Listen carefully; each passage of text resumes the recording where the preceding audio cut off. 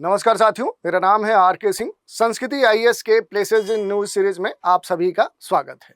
जैसा कि आप सभी जानते हैं कि चर्चा में रहने वाले स्थानों के बारे में मानचित्र के माध्यम से हम अपने इस सीरीज में विस्तृत चर्चा करते हैं। तो इसी क्रम में आज हम चर्चा करने वाले हैं जिस प्लेस की, वो है घाना। इस समय देखें तो अपने देश के जो पीएम नरेंद्र मोदी हैं, वो कई सारे देशों की यात्राओं पे गए हैं। उनमें से एक जो देश है वो घाना है। घाना की यात्रा पर पहले ही पहुंच चुके हैं देश के प्रधानमंत्री और बड़े स्तर पे वहां पर इन्हें सम्मानित भी किया गया है। तो हम आज के एपिसोड में देखेंगे कि आखिर क्यों चर्चा में है घाना, भारत के लिए इतना अहम क्यों है, जिस कारण से देश के प्रधानमंत्री ने लगभग 2-3 दशकों में देखें तो एक लंबे समय अंतराल के बाद भारतीय प्रधानमंत्री की यात्रा हो रही है। तो इसके कई सारे अहम महत्व हैं। तो उन महत्व के बारे में भी देखेंगे, कौन से महत्वपूर्ण जो एमयू है, जो महत्वपूर्ण समझौते कहीं ना कहीं यहाँ पर किए गए हैं, तो उन पर भी बात करेंगे। इसके अलावा घाना के बारे में हम विशेष तौर पे जानेंगे। घाना की जो भौगोलिक अवस्थिति है, आखिर वो कहाँ पर है, उस पर हम चर्चा करेंगे। इसके अलावा घाना से जुड़े हुए जो भी फिजिकल लोकेशंस हैं, जो भौतिक इसका मानचित्र है, यानी वहाँ पर कहाँ पर्वत, पहाड़, नदी, नाला, झील है, उन सब पर डिटेल से हम बात करने वाले हैं। इसके अलावा उसके राजनीतिक अवस्थिति के साथ ही उसके जो आर्थिक पक्ष हैं, उन पर भी मानचित्र के माध्यम से हम चर्चा करेंगे। चलिए स्टार्ट करते हैं, बात करने वाले हैं। चर्चा में आगे बढ़ने से पहले आप लोगों के लिए महत्वपूर्ण सूचना है। जुलाई एक्सक्लूसिव ऑफर के तहत संस्कृति के द्वारा संचालित ऑनलाइन लाइव टेस्ट सीरीज और डीएलपी कोर्सेज पे अप टू 75% का डिस्काउंट प्रदान किया जा रहा है। जिन कोर्स पर ये डिस्काउंट आपको दिया जा रहा है, आईएएस जो फाउंडेशन कोर्स है, पीसीएस जो फाउंडेशन कोर्स है, इसके अलावा देखेंगे 71वीं बीपीएससी पीटी टारगेट जो बैच है, या फिर यूपीएससी मेंस मेंटरशिप जो क्लासरूम प्रोग्राम है, उन पर आपको ये छूट दी जा रही है। तो ये महत्वपूर्ण सूचना थी। अब आते हैं चर्चा पर कि घाना क्यों महत्वपूर्ण है। घाना की जो यात्रा प्रधानमंत्री के द्वारा की गई है, ये क्यों महत्वपूर्ण है। तो आप देख सकते हैं इस समय पूरे छाए हुए थे देश के जो प्रधानमंत्री हैं घाना यात्रा के दौरान। वहाँ पर घाना के तरफ से देखें तो वहाँ का जो सर्वोच्च सम्मान है, उससे भी सम्मानित किया गया है। और कई सारे जो समझौते हैं वो दोनों देशों के बीच में हुए हैं। आतंकवाद के संदर्भ में दोनों मिलकर एकजुट होने की बात कही गई है। तो इस कारण से देखें तो अब जो घाना है वो चर्चा में है।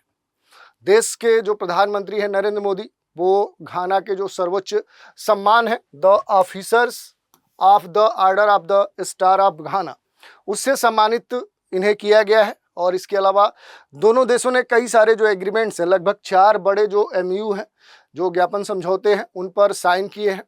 और जो देश के प्रधानमंत्री हैं वो आप देखेंगे तो 2 से 9 जुलाई के बीच में कई सारे देशों की जो यात्रा है उस पर निकले हुए, खासतौर पे Ghana, Trinidad Tobago, Argentina, Brazil, Namibia. तो लगभग देखें तो 3 महाद्वीपों की जो ये यात्रा है, और इसमें 5 देशों की यात्रा करने वाले हैं देश के प्रधानमंत्री। उनमें एक महत्वपूर्ण देश घाना है। घाना चर्चा में है, तो इस कारण से देखें तो घाना के बारे में हम चर्चा भी कर रहे हैं। इसके अलावा अगर आप देखेंगे तो वहाँ के सर्वोच्च जो सम्मान है उससे तो सम्मानित किए ही गए हैं। इसके अलावा आप देखेंगे तो कुछ महत्वपूर्ण बातें भी देखने को मिली है, क्योंकि यहाँ पर अपने पहुँचने के बाद देश के प्रधानमंत्री ने ये कहा है कि अब जो समय है, जो टाइम है, वो वार का नहीं है, बल्कि किसका है, वो डायलॉग का है, डिप्लोमेसी का है, संवाद का है और कूटनीति का है। और यही सबसे महत्वपूर्ण टूल होना चाहिए इस समय के वैश्विक जो समस्याएं हैं उनके समाधान के लिए। और इस कारण से अब संयुक्त राष्ट्र में बड़े स्तर पे सुधारों की आवश्यकता है, इस पर भी जोर दिया है देश के प्रधानमंत्री ने। इसके साथ ही दोनों ने खास तौर पे घाना के जो सुप्रीमो हैं और देश के प्रधानमंत्री जो नरेंद्र मोदी हैं, उन्होंने मिलकर पश्चिम एशिया, यूरोप या इस तरह के विभिन्न क्षेत्रों में चल रहे संघर्ष हैं, उन संघर्षों की कहीं ना कहीं आलोचना की। पीएम मोदी ने तो यहाँ तक कहा कि भारत और घाना के बीच के जो व्यापार हैं वो अब 25,000 करोड़ से भी ज़्यादा हो चुके हैं, और अगले 5 वर्षों में इसे दोगुना करने का जो एक लक्ष्य है वो उन दोनों देशों ने निभाया है।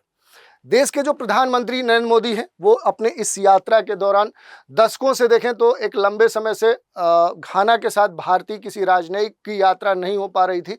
तो उस संदर्भ में ये जो द्विपक्षीय यात्रा देश के प्रधानमंत्री की है, इसके कई सारे मायने निकाले जा रहे हैं। भारत घाना के लिए देखें तो निर्यात के लिए सबसे बड़ा गंतव्य माना जा रहा है, और घाना से भारत से देखें तो भारत के आयात में लगभग 70% से अधिक हिस्सा सोने का है। तो सोने के दृष्टिकोण से देखें तो घाना भारत के लिए महत्वपूर्ण हो जाता है। तो इस कारण से देखें तो ये दोनों देशों के बीच में समझौते या व्यापार के महत्वपूर्ण केंद्र हैं। इसके अलावा देखें तो वैक्सीन निर्माण केंद्र और डिजिटल जो पहल है उसका जो प्रस्ताव है, भारत की जो कोविड युग है उसकी सद्भावना का कहीं ना कहीं देखें तो एक उस सद्भावना को उजागर भी करता है। लेकिन चीन और जो यूरोपीय संघ है उनकी जो उपस्थिति है, उनका जो रेगुलेशन है, कहीं ना कहीं इस पूरे क्षेत्र में एक कठिन जो कंपटीशन है वो उत्पन्न करता है। और इस दौरान अगर आप देखेंगे तो देश के जो पीएम है, पीएम की जो यात्राएं हैं वो कई मामलों में अहम मानी जा रही हैं। जैसे भारत के संदर्भ में आप देखेंगे तो भारत घाना को फिनटेक में सहयोग देगा, यूपीआई के जरिए देखें तो डिजिटल जो लेन देन है उसके एक्सपीरियंस को शेयर करने वाला है। इसके अलावा अगर आप देखेंगे तो भारत घाना के जो युवा हैं उनके लिए आईटेक और आईसीसीआर जो स्कॉलरशिप है वो भी देने की बात कही गई है।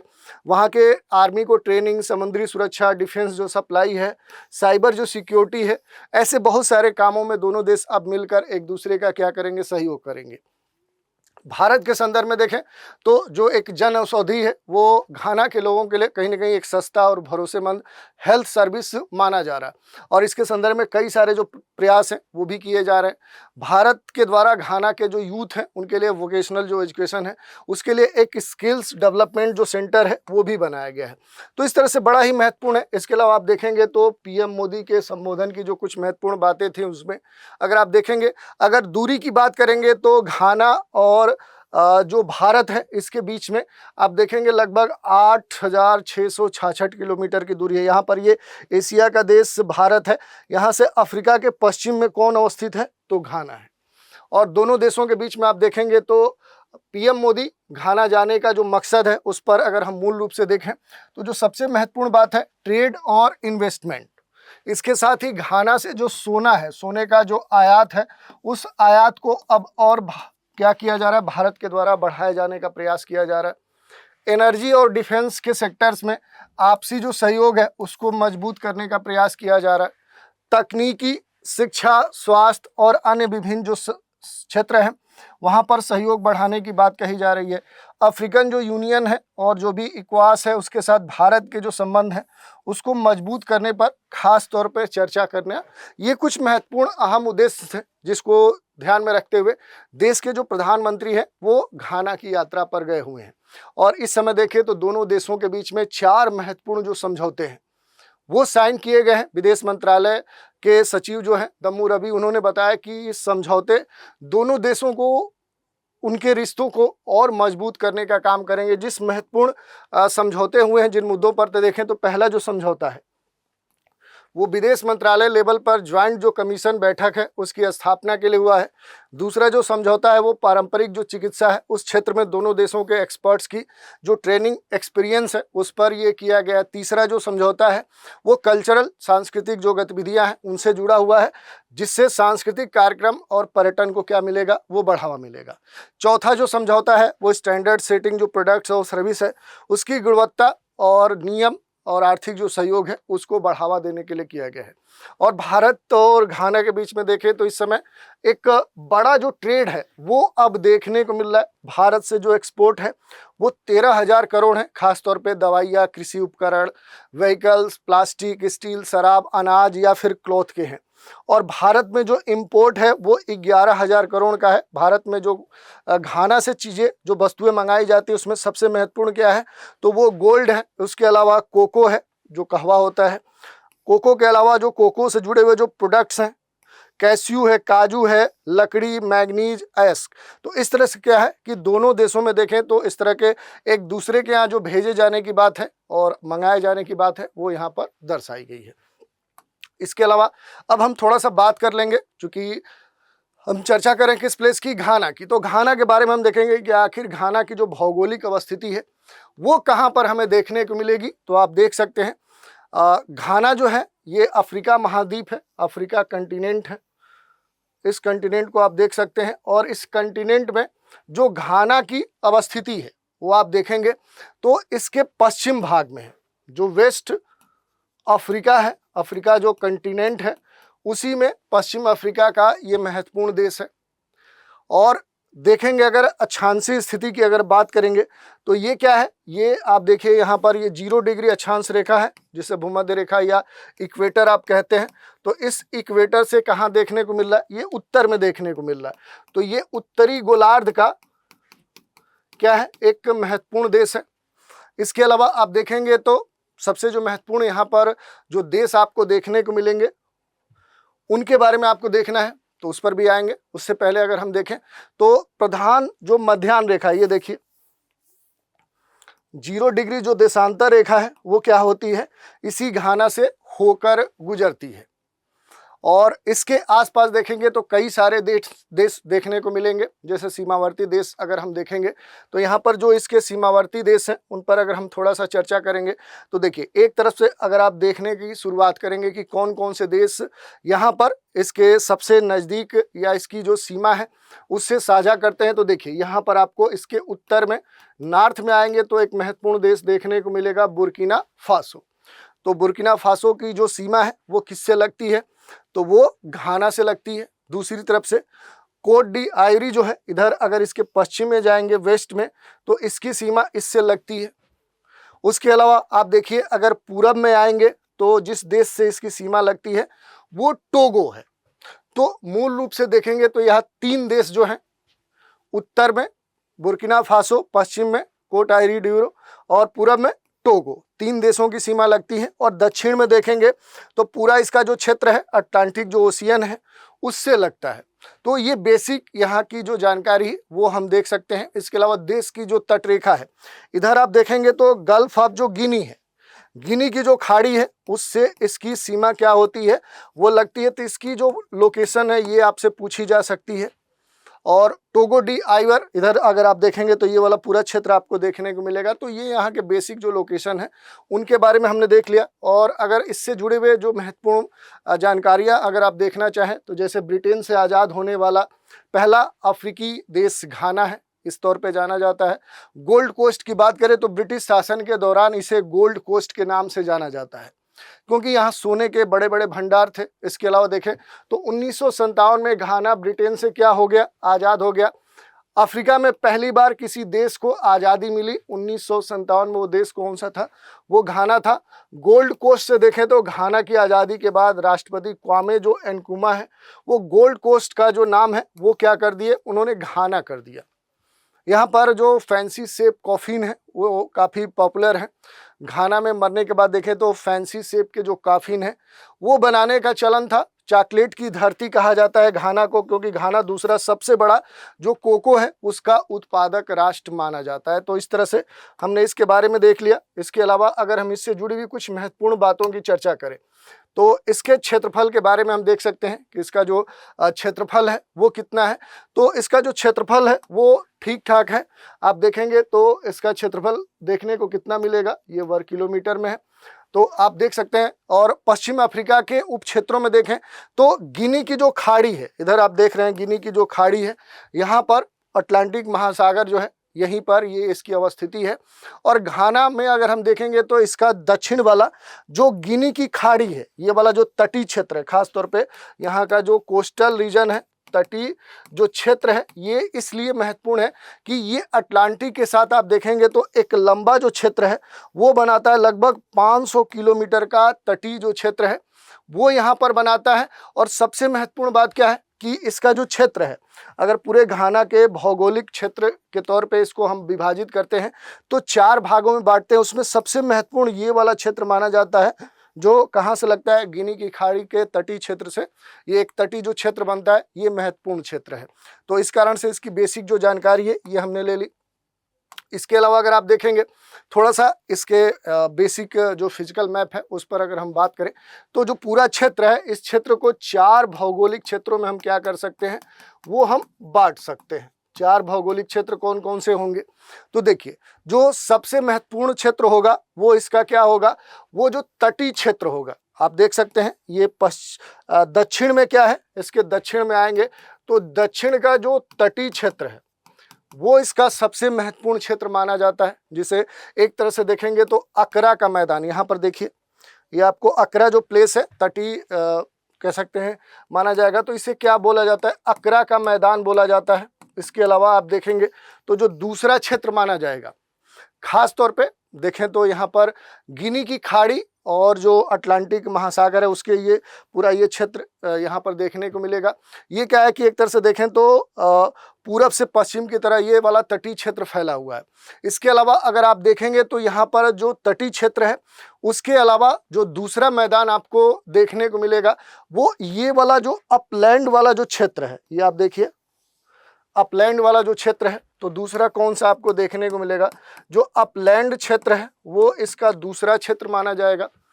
तीसरा अगर आप देखेंगे तो इधर देखिए ये बोल्टा लेक है और बोल्टा लेक से देखेंगे तो कई सारी जो नदियां हैं इससे कहीं ना कहीं लगी हुई है।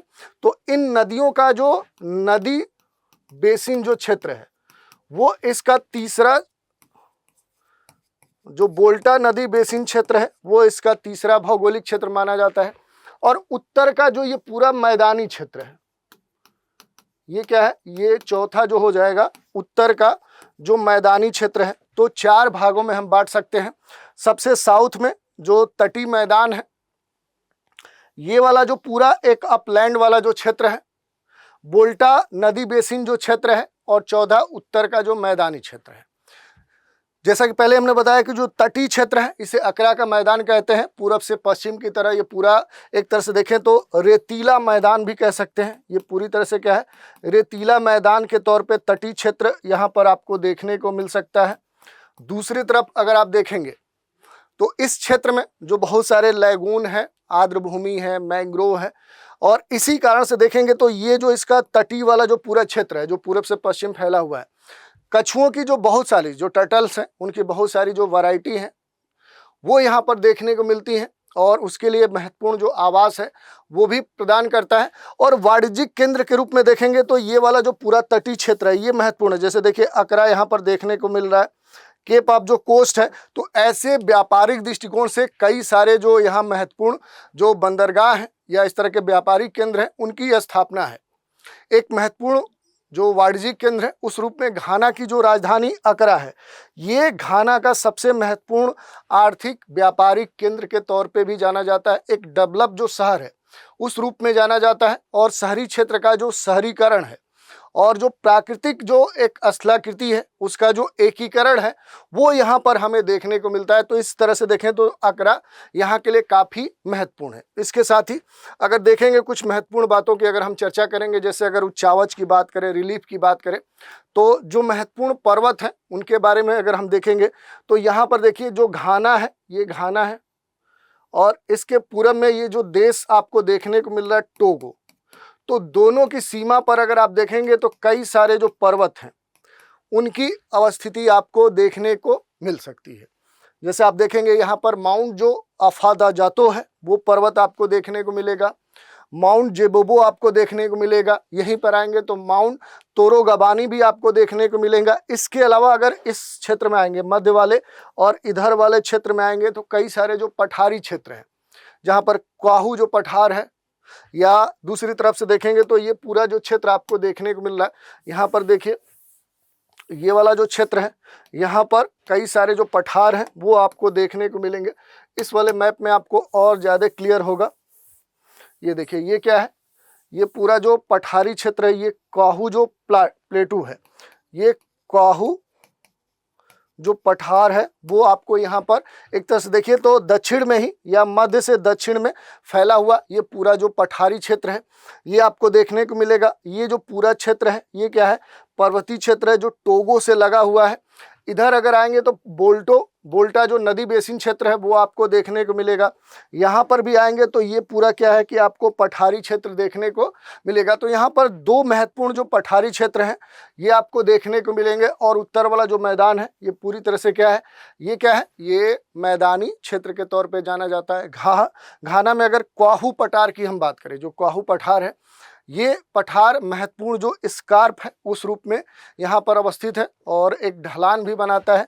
इसके अलावा यहाँ पर झील की अगर हम बात करें तो बोल्टा जो झील है वो घाना की सबसे महत्वपूर्ण झील मानी जाती है। ये देखिए ये बोल्टा झील है, और बोल्टा झील से कई सारी जो नदियाँ हैं वो भी निकलती हैं। बोल्टा झील जो कि खास तौर पे देखें इस पर एक महत्वपूर्ण ओकोसेम्बो अगर आप देखेंगे तो इस पर ओको सोम्बो जो डैम बनाया गया है उस कारण से भी ये महत्वपूर्ण है और इसे विश्व की सबसे बड़ी कृत्रिम झील के रूप में भी माना जाता है, तो ये भी महत्वपूर्ण है। इसके अलावा अगर आप देखेंगे तो अगर अपवाह तंत्र की आप बात करें, अगर अपवाह तंत्र पे आते हैं तो यहाँ के अपवाह तंत्र की अगर आप बात करेंगे तो यहाँ पर कई सारी जो नदियाँ हैं वो देखने को मिलती हैं, लेकिन सबसे जो महत्वपूर्ण अगर नदी की बात करेंगे तो बोल्टा झील से या बोल्टा नदी बेसिन जो है वही सबसे महत्वपूर्ण है। इससे कई सारी नदियाँ निकलती हैं, जैसे देखिए इधर ब्लैक जो बोल्टा है, इधर आप देखिए वाइट जो बोल्टा है वो आपको देखने को मिलेगी। यहीं से आपको ओटी जो नदी है वो आपको देखने को मिलेगी। तो इन नदियों की जो यहाँ पर अवस्थिति है वो महत्वपूर्ण है। इसके अलावा भी छोटी बड़ी कई सारी नदियाँ आपको देखने को मिलेंगी, जैसे इधर देखिए तानो नदी देखने को मिलेगी, प्रा नदी देखने को मिलेगी, बीरिम नदी आपको देखने को मिलेगी। लेकिन ओवरऑल देखेंगे तो घाना की सबसे जो महत्वपूर्ण नदी है वो बोल्टा झील या बोल्टा नदी है, उससे जुड़ी कई सारी नदियां देखने को मिलेगी। और ये जो नदियां हैं घाना के लिए इसलिए महत्वपूर्ण है कि यहाँ पर फिशिंग के लिए, मछली पकड़ने के दृष्टिकोण से, दूसरी तरफ देखें जो परिवहन है, ट्रांसपोर्ट है, उस दृष्टिकोण से देखें तो ये नदियां घाना के लिए काफ़ी महत्वपूर्ण है। इसके अलावा अगर हम अर्थव्यवस्था की बात करें तो सोना, कोको और हाल ही में तेल जो है घाना की अर्थव्यवस्था की आधारशिला रहे हैं। तो इस तरह से घाना के बारे में जो बेसिक जानकारी है वो हमने ले ली। यहाँ पर जो कुछ महत्वपूर्ण जो नेशनल पार्क हैं वो भी आप देख सकते हैं। इसके अलावा सबसे महत्वपूर्ण ये हो गया कि अगर इसके जो भी महत्वपूर्ण जो व्यापारिक केंद्र हैं उनमें अगर आप देखेंगे तो सबसे महत्वपूर्ण जो व्यापारिक केंद्र है वो यहाँ पर इसकी जो राजधानी अकरा है वो आपको देखने को मिलेगा। इसके अलावा केप ऑफ जो कोस्ट है या फिर सिको नदी जो टेकोरादी है, ये महत्वपूर्ण यहाँ के व्यापारिक केंद्र के तौर पे जाने जाते हैं। तो ये हमने यहाँ का फिजिकल जो लोकेशन है वो देख लिया। इसके अलावा अगर थोड़ा सा राजनीतिक मानचित्र की बात करें तो इसकी जो राजधानी है वो ग्रेटर अकरा है, जो आप देखेंगे तो कहाँ पर देखने को मिलेगा, गल्फ ऑफ गिनी के तट पर ये आपको देखने को मिलेगा। तो राजधानी शहर अकरा है। मुद्रा इसकी सेडिस है, ये आप देख सकते हैं, इसके बारे में हमने दे दिया है। इसके अलावा अगर हम बात करेंगे तो जो महत्वपूर्ण बात है, इसका पुराना नाम जो गोल्ड कोस्ट है, राजधानी अकरा है, आबादी लगभग 3.5 करोड़ है। प्रमुख जो धर्म है उसमें ईसाई है, उसके बाद इस्लाम है। नेचुरल जो रिसोर्स की बात की जाए तो सबसे महत्वपूर्ण जो यहाँ का रिसोर्स है वो सोना है, कोको है, ऑयल है, डायमंड है, नेचुरल जो गैस है, बॉक्साइट है, मैग्नीज है। तो मैग्नीज यहाँ की महत्वपूर्ण ये सारी जो मिनरल्स हैं। दुनिया का 7वां सबसे बड़ा क्या है, गोल्ड उत्पादक देश ये माना जाता है। और 2015 में घाना ने 88 मीट्रिक टन सोने का उत्पादन किया था। 2019 तक घाना ने 140 टन उत्पादन कर दुनिया में सोने के उत्पादन में 7वां सबसे बड़ा जो उत्पादक है उस रूप में अपना नाम दर्ज करा लिया। तो इस तरह से आज के एपिसोड में हमने घाना के बारे में चर्चा की। घाना क्यों चर्चा में है, भारत के लिए क्यों अहम होता जा रहा है और दोनों देशों के बीच में कौन से महत्वपूर्ण समझौते हुए हैं। इसके अलावा घाना की जो भौगोलिक अवस्थिति है और उससे जुड़ी हुई जो भी महत्वपूर्ण लोकेशंस थे उन पर हमने चर्चा की। तो आज के एपिसोड में इतना ही। आप सभी हमारे साथ बने रहें, इसके लिए धन्यवाद।